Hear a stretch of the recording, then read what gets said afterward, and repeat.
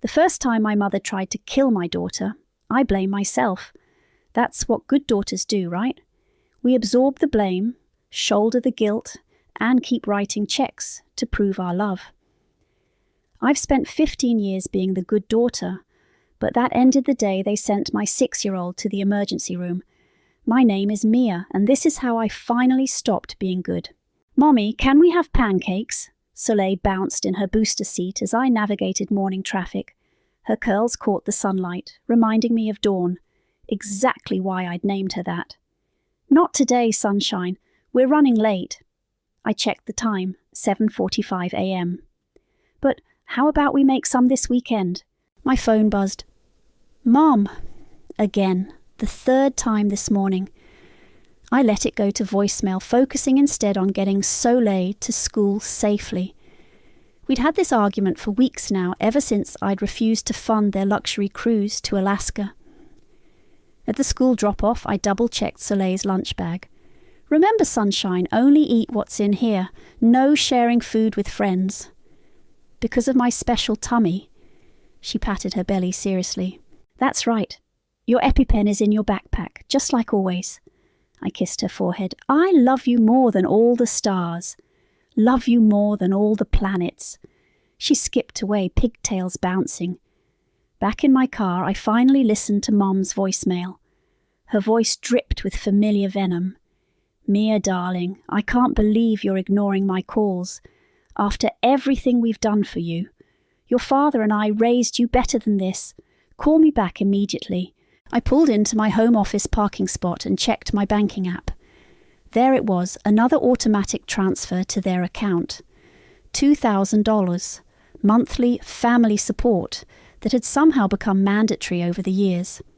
They'd gotten 3 vacations out of me last year alone. My phone buzzed again. This time, I answered.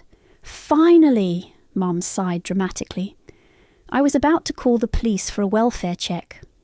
"I was dropping Soleil at school, Mom. What's so urgent?" "The cruise deposit is due today, $5,000. I'll text you the payment link." I gripped my steering wheel. "Mom, we talked about this. I can't afford—" "Can't afford," she laughed sharply. "Please, you make plenty with your little consulting business. You're just being selfish. What about everything we sacrificed for you?" I have to think about Soleil's future. Private school, her medical needs. Oh, here we go again with the allergy drama. You know, if you hadn't coddled her so much— Mom, stop. Her allergies are serious and I'm not paying for the cruise. Silence crackled between us. When she spoke again, her voice was eerily calm. "You've forgotten where you came from, Mia. Forgotten what family means." "I haven't forgotten anything." My voice shook. "I remember every guilt trip, every manipulation, every time you made me feel worthless unless I was writing you a check." "How dare you? After everything— I have a client meeting." I cut her off. I need to go." "You'll regret this, Mia." Her voice turned silky. "Maybe you need to be reminded that family comes first, even if it has to hurt." I ended the call, my hands trembling. Opening my laptop, I tried to focus on work, but her words kept echoing. "Even if it has to hurt." Something in her tone made my skin crawl. My phone lit up with a text from my sister Mackenzie. "Mom's crying because of you again. Why can't you just help them out?" I didn't respond. Mackenzie had always been their golden child, immune to their manipulation because she never resisted it. She didn't see the darkness I saw, didn't feel the constant pressure of their demands. Another text arrived, this time from Dad. "Your mother's heartbroken. Is this how you repay us for raising you?" I closed my eyes, fighting the familiar wave of guilt. But this time, something else rose up instead. Anger. Pure, clean anger that burned away the guilt like morning fog. Opening a new document, I began typing, "Documentation of financial abuse and manipulation." The cursor blinked at me like a promise. I didn't know it then, but this was the first step in my transformation from victim to victor. My phone buzzed one final time. Mum again. We're watching Soleil this weekend, don't forget, unless you want to explain to her why Grandma and Grandpa don't love her anymore. I stared at the message, ice spreading through my veins. They knew exactly where to push, exactly how to hurt me. But they'd forgotten something crucial. A mother protecting her child is capable of anything, even revenge. I should have trusted my gut. Every maternal instinct screamed not to leave Soleil with them that weekend, but I did it anyway. One more attempt to keep the peace, to be the good daughter. That decision almost cost me everything. "Are you sure about this?" Elizabeth asked as I packed Soleil's overnight bag Friday afternoon. "After that threat about family coming first? They're manipulative, not monsters." I zipped up the bag. Besides, they've watched her before. They know about her allergies. I triple-checked everything: EpiPens, medical information, emergency contacts, and detailed instructions about food safety. Soleil bounced around her room, excited about spending time with Grandma and Grandpa. "Remember the rules?" I knelt to her level. "Only eat food from my special bag or what you packed." She recited perfectly. "And always check with grown-ups first." At my parents' house, Mom barely looked at me as I went through the instructions again. Yes, we know all this," she waved dismissively. "We're not idiots, Mia. We raised 2 children ourselves." "Just making sure." I hugged Soleil tight. "Call me if you need anything, sunshine. Anything at all." "Stop hovering," Dad called from his armchair. "She'll be fine, unless you don't trust us." The guilt trip worked. I left, forcing myself not to look back at Soleil's little wave. Saturday passed quietly. Too quietly. No updates, no photos, no responses to my texts asking how things were going. By Sunday morning, anxiety gnawed at my stomach. The call came at 2:47 p.m. "Mia," Mum's voice was oddly calm, "you might want to come over. Soleil's having a bit of a reaction." My world stopped. "What kind of reaction?" "Oh, she's just being dramatic. A little trouble breathing. Did you give her the EpiPen?" "Well, we couldn't find it." I was already running to my car. "Call 911, now!" "Don't be hysterical. She probably just—" "Call 911, I screamed, peeling out of my driveway. "I'm coming." The 7-minute drive took an eternity. I called 911 myself, then Elizabeth. "Meet me at St. Mary's ER, please." I burst through their front door to find Soleil on the couch, her face swollen, gasping for air. No EpiPen in sight. No ambulance called. "Where's her medical bag?" I demanded, frantically searching. "Oh, that," Mum pointed vaguely. "We put it away. She was getting anxious about food, checking everything. Not healthy." I found the bag stuffed in a closet, grabbed an EpiPen, and administered it with shaking hands. Soleil's eyes were wide with fear. "The ambulance is coming, baby. Hold on." I cradled her, watching her struggle to breathe. "What did she eat?" "Just some cookies." Dad shrugged. "Store-bought." "What kind of cookies?" "Peanut butter," Mom said. "They're her favourite." My blood ran cold. "Her favourite? She's deathly allergic to peanuts." "Oh, please." Mom rolled her eyes. "She ate them fine at Easter." "No, she didn't. She's never eaten peanuts in her life." The ambulance arrived. As paramedics rushed in, I caught something that would haunt me forever. A slight smirk on Mum's face as she watched them load Soleil onto the stretcher. At the hospital, Elizabeth held me while we waited. Soleil stabilized, but they wanted to keep her overnight for observation. My parents didn't come to the hospital. Instead, Mom texted, "Hope you're not overreacting again. She's fine." Later that night, as Soleil finally slept in her hospital bed, I scrolled through old texts. There it was, Mom's threat from just days ago. Family comes first, even if it has to hurt. My phone buzzed with a new message from Dad. "Your mother's upset. You're blaming her for your daughter's attention-seeking behaviour. Soleil probably snuck those cookies herself." I stared at my sleeping daughter, at the IV in her tiny arm, at the hospital monitors tracking her breathing. Something inside me hardened into diamond. Elizabeth touched my shoulder. "Mia, this wasn't an accident." "No," I whispered. "It wasn't." What are you going to do?"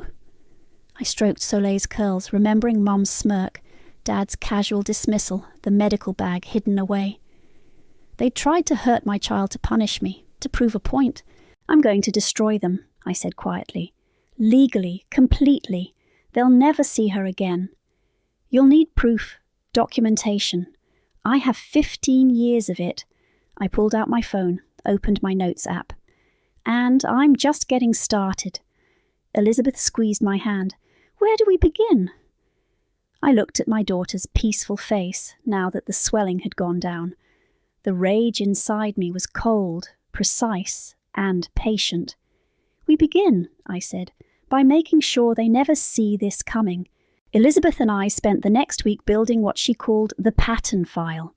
Spread across my dining room table were years of texts, emails, and bank statements, a paper trail of manipulation that made my stomach turn. "Listen to this voicemail from last Christmas," Elizabeth said, pressing play on her laptop. Dad's voice filled the room. "Your mother's crying because you only sent $500 for her birthday. After everything we've done? Maybe next time you'll listen when you learn things the hard way." "The hard way," I repeated, my hands shaking. "Just like Soleil's accident." Elizabeth opened another folder. "Here's the conference incident from last year. Remember when you lost that big client?" How could I forget? I'd been scheduled to present at a major business conference in Seattle. The deposit alone was $3,000. Mum called saying Dad was in the hospital with chest pains. I said, pulling up the old texts. I cancelled everything and rushed over. And he was fine, playing golf. Mum said she must have overreacted. I laughed bitterly. "Cost me the client and the deposit," Elizabeth typed furiously, adding it to the timeline. What about Soleil's 5th birthday? That memory stung fresh. They promised to come, then called last minute saying they couldn't make it because their cruise ship changed ports. I pulled up the Facebook photos. Except the cruise wasn't until the following week. They just didn't want to attend a childish party. My phone buzzed. Mum calling again. I let it go to voicemail. "You should hear this," Elizabeth said suddenly, connecting her phone to a speaker. "From right after the hospital." Dad's voice crackled through. "Your mother's devastated. You're accusing her of hurting Soleil. We raised you better than this. Don't forget who helped pay for your divorce lawyer when that deadbeat left you." I snorted. "They didn't pay a dime. I covered everything myself. But they tell everyone they did. They tell everyone they support us completely." I pulled up my banking app. Meanwhile, I've sent them over $100,000 in the last 5 years alone. Elizabeth whistled. "And when you try to say no?" I played another voicemail. "Ungrateful child," Mom's voice spat. "After we sacrificed everything, your father had to delay retirement because of you." "Dad retired at 60, I explained. "They just like the extra money." My phone lit up with a text from Mackenzie. "Mum says you're spreading lies about them. Why are you always causing drama?" Elizabeth read over my shoulder. "Has she ever noticed how they treat you differently? Golden child syndrome." I shrugged. They paid for her college, her wedding, her house down payment. Meanwhile, I worked 3 jobs through school and lived on ramen. We worked through the afternoon, organising everything chronologically. The pattern was clear. Whenever I resisted their demands, something bad happened. A work opportunity disappeared. A relationship soured. And now Soleil... "Oh my God!" Elizabeth gasped, staring at her screen. "Mia, look at this email. From your mum to your ex." I leaned in to read, "Derek, we're worried about Soleil. Mia's becoming unstable, obsessed with imaginary allergies. Perhaps it's time to reconsider custody arrangements." The email was dated 3 days after I refused to pay for their cruise. "They tried to take my daughter." My voice was ice. "They actually tried to..." "We've got them," Elizabeth interrupted, her tone fierce. "Look at everything we have. The financial abuse, the manipulation, the endangerment of Soleil, the attempted custody interference. This isn't just toxic anymore, Mia. It's criminal." My phone buzzed again. A text from Mom. Coming over tomorrow to discuss this ridiculous situation. We're family. We can work this out. Elizabeth saw my hands trembling. You don't have to let them in. No, I said slowly. Actually, I do, but first we need to make a few calls. I pulled up my contacts, finding the number I needed. Paul, it's Mia. Remember when you said you'd help if I ever needed a lawyer? I need one now. As I explained the situation, Elizabeth continued organizing evidence. Another text arrived from Dad. Your mother's making your favorite dinner tomorrow. Time to put this nonsense behind us. They thought they were coming over to manipulate me back into line. They had no idea they were walking into their own reckoning. Paul can be here at 2, I told Elizabeth. Can you bring your recording equipment? She nodded grimly. They won't see it coming. No, I agreed, looking at the mountain of evidence we'd collected. They think tomorrow is about forcing me back into submission. They don't realize it's actually their judgment day. Elizabeth squeezed my hand, ready to set the trap. I thought of Soleil in that hospital bed, of years of manipulation and abuse, of all the power they thought they had over me. More than ready, I said. Let's make them face their consequences. Before setting the trap for my parents, I needed to understand exactly what I was dealing with. That meant talking to Mackenzie. My sister had always been their perfect daughter, but even perfect daughters sometimes crack under pressure. I met her at a quiet cafe across town, away from our parents' usual haunts. She was already there, fidgeting with her coffee cup. This better be quick, she said as I sat down. Mum's upset enough without me secretly meeting you. Did she tell you what happened to Soleil? Mackenzie sighed. She said Soleil had a minor allergic reaction and you're blowing it out of proportion. Minor? I pulled out my phone, showing her the hospital photos. Look at her face, Mackenzie. Look at what they did to my daughter. Her perfect composure cracked slightly. Mum said she ate the cookies herself. They hid her medical bag in a closet. They didn't call 911. They waited until she could barely breathe to call me. My voice shook. Does that sound like an accident? They wouldn't... She trailed off, uncertainty creeping into her expression. Remember last Thanksgiving, I pressed, when Mum kept trying to sneak peanut oil into the gravy because she thought I was making up Soleil's allergy? She was just what? Just trying to prove me wrong by risking my daughter's life? Mackenzie's hands trembled around her cup. You don't understand how stressed they've been lately. Mum says they're struggling financially because you've stopped helping. I laughed sharply. Struggling? I've given them over $100,000 in 5 years. Show me their bank statements, Mackenzie. I dare you. That's not... She paused. Wait, how much? I pulled out the bank records. Here, every transfer, every check, every emergency payment. Meanwhile, they paid for your wedding, your house. They said that money came from their retirement fund. Her voice was small. No, it came from me. I leaned forward. They've been playing us against each other for years. Haven't you noticed? She was quiet for a long moment, staring at the financial records.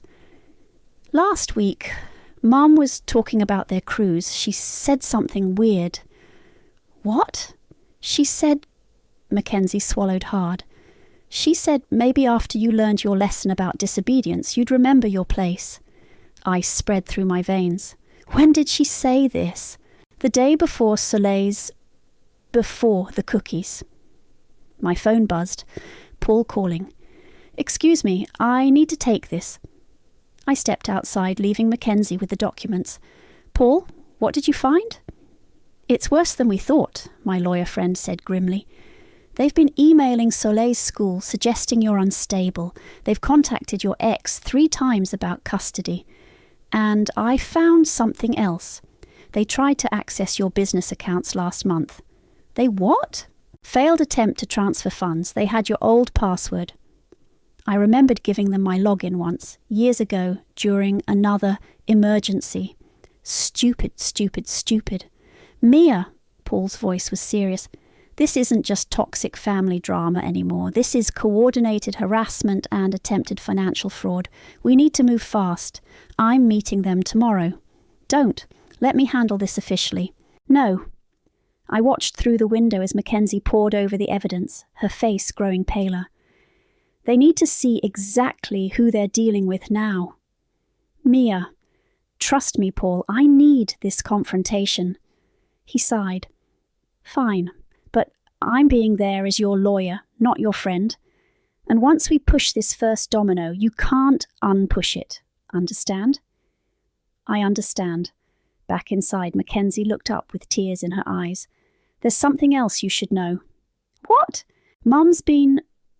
She's been telling people you're having mental problems, that you're paranoid, making up stories about them. She's building some kind of case. My phone buzzed again, a voicemail from Dad. Mia, your little power trip has gone far enough. Think about what you're doing before it's too late. Mackenzie heard it too. Something shifted in her expression. That doesn't sound like Daddy. No? I raised an eyebrow. Or is it exactly like him and you're finally hearing it? She stood abruptly. I need to go. I need to think. Mackenzie. I caught her arm. Tomorrow at 2 p.m. My house. Be there if you want to see who they really are. She pulled away without answering, but I saw the doubt in her eyes. The perfect daughter was starting to see the cracks in her perfect family. My phone lit up with another text from Mum. Everything's prepared for tomorrow, darling. Time to put this silly rebellion to rest. I smiled grimly. Yes, tomorrow everything would be put to rest, just not the way they expected.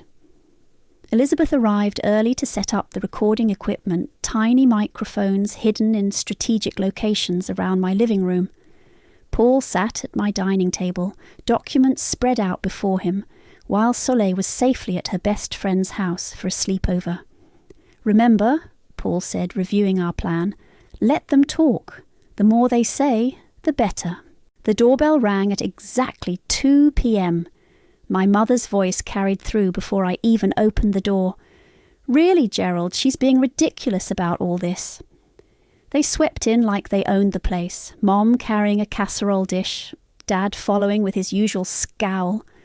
Neither seemed surprised or concerned to see Paul there. Oh, you brought your little lawyer friend, Mum said, her smile sharp. How dramatic. Sit down, I said quietly. We need to talk. Yes, we do. Mom placed the casserole on the coffee table. I made your favourite, green bean casserole. Time to put this nonsense behind us. I didn't move to uncover the dish. Let's talk about what happened to Soleil first. Oh, darling, Mom waved dismissively. She barely even choked. Children do exaggerate so. Paul's pen scratched against his notepad. Mum's eyes flickered to him briefly but continued. Besides, she added, if you hadn't made her so paranoid about food, she wouldn't be so sensitive.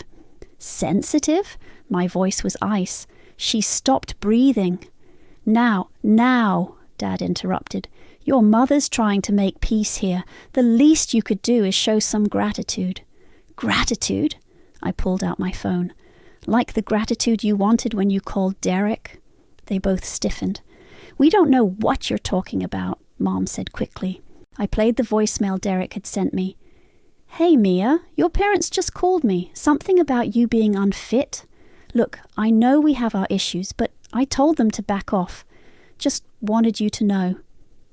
We were concerned, Dad said smoothly. As grandparents, we have rights. Rights? Paul spoke for the first time. Let's discuss those rights, shall we? Particularly in light of the documented endangerment of a minor. Endangerment? Mom laughed, but her eyes were nervous. We gave her a cookie. A peanut butter cookie, I said, after hiding her medical bag, after years of denying her allergies, after threatening that I needed to learn things the hard way. You're twisting everything. Mom stood up, her facade cracking. Gerald, tell her she's twisting everything. Sit down, Sylvia, Dad said sharply. To me, what do you want? Money, is that what this is about? Money? I pulled out the bank statements, like the $100,000 I've given you, or the business account you tried to hack into last month. That hit home. They both went pale. You have no proof, Dad started. We have every proof, Paul interrupted, sliding forward a thick folder. Financial records, emails, text messages, voice recordings, documentation of harassment, financial abuse, and endangerment of a child. Would you like me to continue? Mum's hands shook as she reached for the folder. You ungrateful little... Don't finish that sentence, I warned. Not unless you want it added to the record too. A key turned in the front door. Mackenzie walking in, right on schedule. She took in the scene. Our parents' pale faces, Paul's documentation, my rigid posture. Is it true? She asked quietly. Did you really try to hurt Soleil to teach Mia a lesson? Mackenzie, Mom brightened. Darling, tell your sister she's being ridiculous. You know how she gets with her stories. Stop, Mackenzie's voice cracked. I heard you, Mom. Last week. You said she needed to learn her lesson about disobedience, about her place. The colour drained from Mom's face. I never. It's recorded, I said softly. Just like this conversation is being recorded. Just like every conversation will be recorded from now on. Dad stood up abruptly. We're leaving. Come, Sylvia. Yes, Paul agreed. You should leave. And when you get home, you'll find some papers have been delivered. A restraining order, a cease and desist, and a few other legal surprises. Mum turned to me, tears starting. Her favourite weapon. We're your parents. You can't do this to us. Watch me. I stepped aside, clearing their path to the door. You tried to take my daughter. Now you've lost yours. They left in a rush of threats and tears, but I barely heard them. It was done. The trap was sprung, the evidence collected, the truth exposed. Mackenzie stayed behind, staring at the stack of documents. I never knew, she whispered. I never saw. No, I agreed. You weren't supposed to, but now you do. My phone buzzed. A text from Elizabeth. Got everything recorded, crystal clear. The war wasn't over, but the first battle was won, and my parents had no idea what was coming next. The next phase of our plan required perfect timing. Paul had arranged for the restraining order and legal documents to be delivered during my parents' weekly Sunday brunch at their country club, their sacred social hour where they maintained their carefully crafted image. Are you sure about this? Elizabeth asked as we watched from her car across the street. It's pretty public. That's the point, I said, checking my watch. 11:45 a.m, right on schedule. The process server, dressed in a crisp suit, walked confidently through the club's entrance. Through the large windows we could see my parents holding court at their usual table, surrounded by their social circle. My phone buzzed. Mackenzie, they're telling everyone you had a mental breakdown. Mum's crying about how worried she is about you. Perfect, I texted back. Stay ready. The process server approached their table. Even from outside, we could see Mom's smile freeze as he introduced himself. Dad stood up abruptly, trying to wave him away, but the damage was done. Their friends were watching, witnesses to the very public serving of legal documents. Now, I told Elizabeth. She pressed send on a pre-written email, copying every member of the country club's board. My phone started ringing immediately. Mom. I declined the call and watched through the window as she frantically checked her phone, her face turning ashen as she read the email. What exactly did you send? Paul asked from the back seat. Everything, Elizabeth said. The hospital records, the recordings, the financial documentation, plus screenshots of them trying to interfere with Soleil's custody. More phones around their table started buzzing.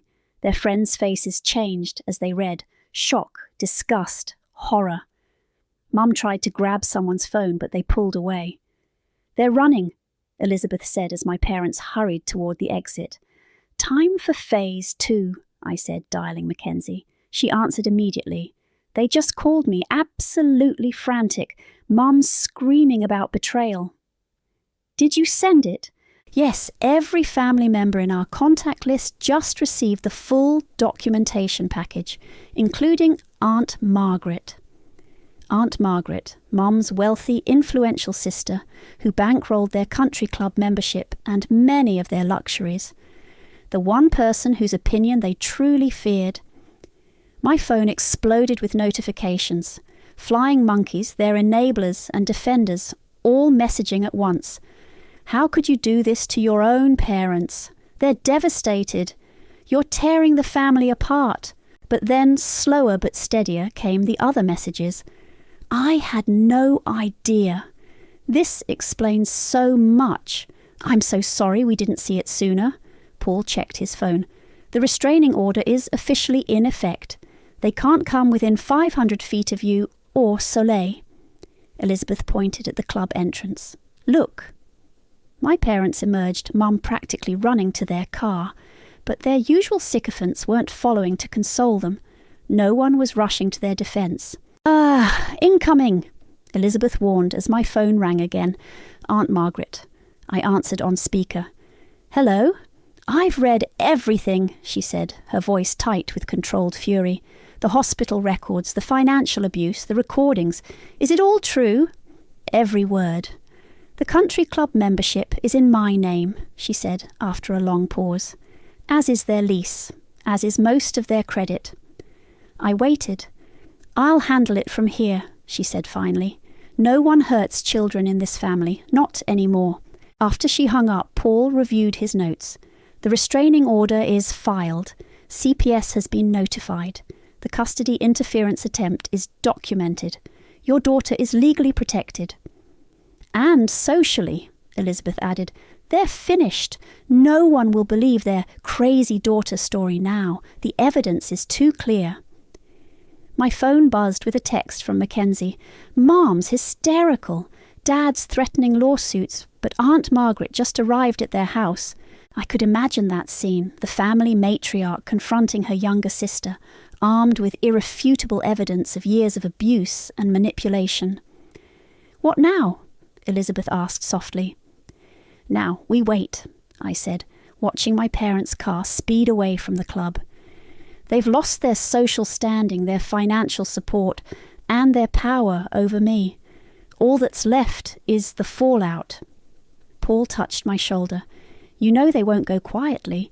No, I agreed, reading a new text from Mom. You've ruined everything. I hope you're happy with yourself. I was. For the first time in years, I really was. Let's go get Soleil, I said, putting my phone away. She wants to make cookies today, peanut-free ones, in our safe kitchen with no one trying to prove me wrong. As we drove away, I caught a last glimpse of the country club in the rearview mirror. My parents' carefully constructed social world was crumbling, and they had no one to blame but themselves. Sometimes the best revenge isn't dramatic or violent. Sometimes it's simply showing people exactly who someone is, with evidence they can't deny and consequences they can't escape.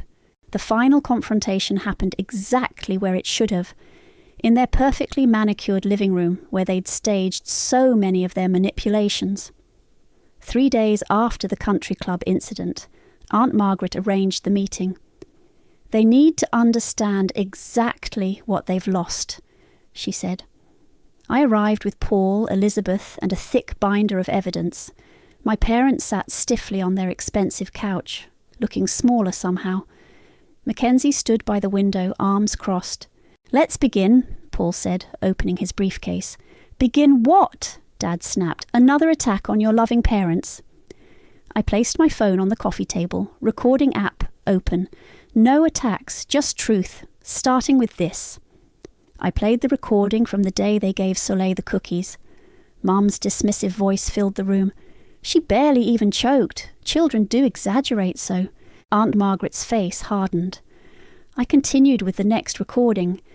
Dad's threat about learning things the hard way. That's taken out of context, Mum protested weakly. Really? I opened the binder. Here's the context. 15 years of financial exploitation, emotional abuse, and finally endangering my child. We never, Dad started. Page 1, I cut him off. Bank statements showing over $100,000 in transfers to you. Page 2, Emails to Derek trying to get custody of Soleil. Page 3, text messages threatening to teach me lessons about disobedience. Mackenzie stepped forward. Is this why you always said Mia was difficult, because she wouldn't give you more money? Darling, Mum reached for her, you don't understand. I understand perfectly. Mackenzie's voice shook. You used me against her, made me your flying monkey, all while spending her money on my wedding, my house. The money doesn't matter, I interrupted, but this does. I pulled out Soleil's hospital records, spreading the photos across their pristine coffee table. My daughter's swollen face, the IV lines, the oxygen monitor. You did this, I said quietly. You deliberately endangered my child to punish me. That's ridiculous. Mum stood up. We would never... Sit down, Sylvia. Aunt Margaret's voice cracked like a whip. Look at those photos. Really look at them. We were just... Dad tried. Just what? Paul interjected. Just trying to prove a point. The court will be very interested in that explanation. Mum's facade finally cracked. You ungrateful little witch. After everything we've done for you. Done for me? I laughed. Let's talk about what you've done. You've manipulated, exploited, and abused me for years. You tried to turn my sister against me. You attempted to interfere with my custody. And when none of that worked, you deliberately endangered my 6-year-old daughter. We are your parents, Dad shouted. Not anymore. I stood up. The restraining order is permanent. You'll never see Soleil again, legally and permanently. You can't... I can, and I have. I pulled out the final document. This is a cease and desist letter.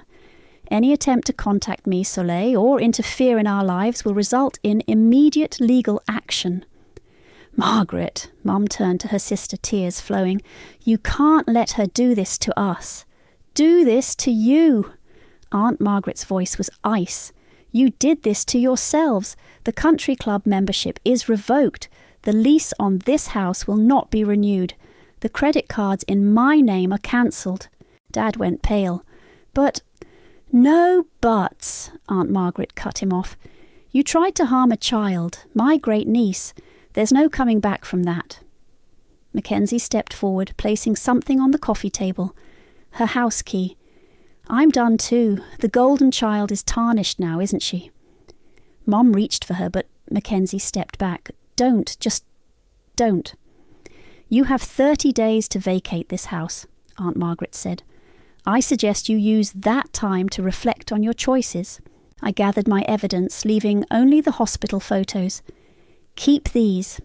Remember what you did. Remember why you lost everything. Mia, Mum's voice cracked, please. Goodbye, I said simply.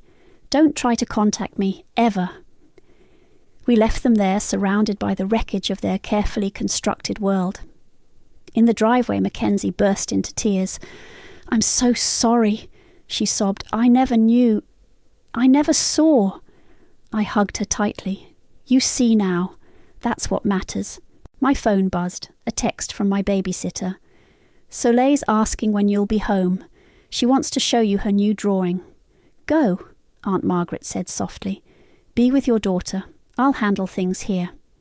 As we drove away, I caught a last glimpse of my parents through their picture window. They sat motionless, staring at the hospital photos, finally facing the consequences of their actions. Are you okay? Elizabeth asked from the driver's seat. I thought about Soleil waiting at home, safe and protected, about the weight finally lifted from my shoulders. Yes, I said.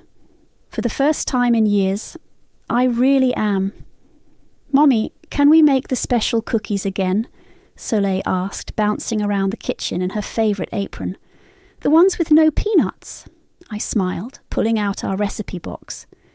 These Saturday morning baking sessions had become our new tradition, a way to reclaim what my parents had tried to destroy. Of course, sunshine. Want to measure the flour? The doorbell rang. Elizabeth walked in with her laptop and a stack of papers. Sorry to interrupt cookie time, but you need to see this.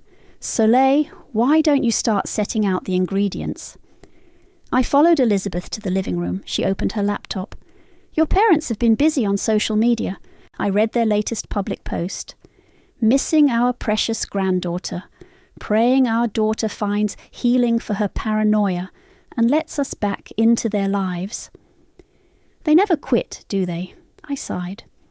No, but look at the comments. Every response was a variation of, "We know the truth. Stop playing victim. Leave them alone." The community had spoken. Their mask had finally permanently slipped. "There's more," Elizabeth said. "Aunt Margaret sent this." She handed me an envelope. Inside was a letter from my parents' new landlord.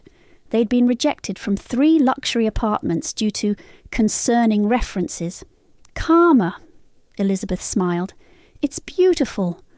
My phone buzzed. Mackenzie calling. "Hey, sis." "Mum just tried to break the restraining order," she said without preamble. "Showed up at Soleil's school claiming to be on the approved pickup list." My heart stopped. "What happened?" "The school called the police. They escorted her out. I'm sending you the incident report now." I turned to Elizabeth. "Call Paul." But before I could spiral, Mackenzie continued. "The school's pressing charges. They're taking it seriously, and I'm proud of you, Mia, for protecting Soleil, for showing me the truth." In the kitchen, I heard Soleil singing as she lined up measuring cups. Safe, protected, loved.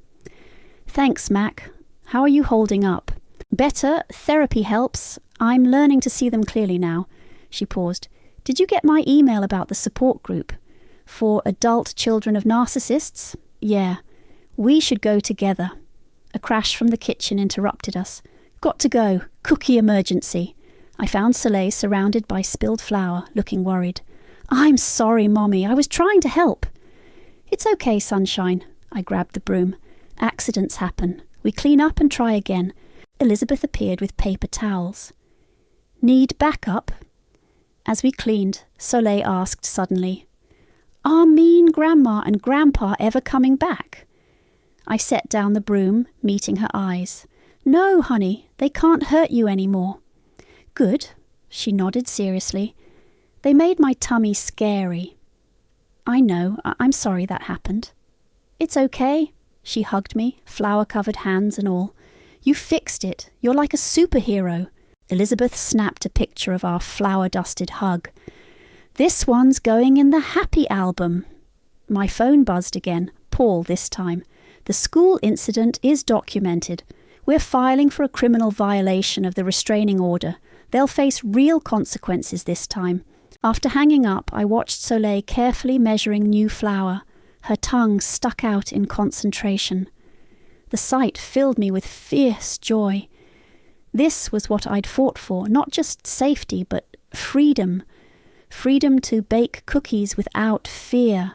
Freedom to live without manipulation. Freedom to be imperfectly, messily happy. "Mommy, can we make extra cookies for Aunt Mackenzie, and Aunt Elizabeth, and Aunt Margaret?" "Of course," I smiled at Elizabeth. "We have a lot of people to thank, don't we?" "And they're all coming for dinner tomorrow," Elizabeth reminded me. "Our new Sunday tradition." The doorbell rang again.